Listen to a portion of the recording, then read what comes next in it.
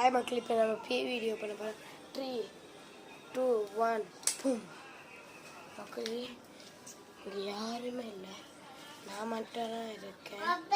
இல்லை, எனக்கு செம்ம பயமாக இருக்குது மக்களே. வாங்க போகணும். கொஞ்சம்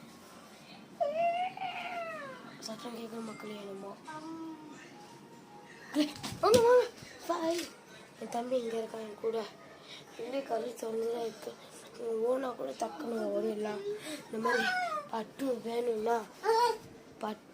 வேணும்னா நீங்கள் பார்க்கணும்னா எனக்கு உங்களுக்கு அந்த பேயை கொஞ்சம் காட்டிடுறேன்.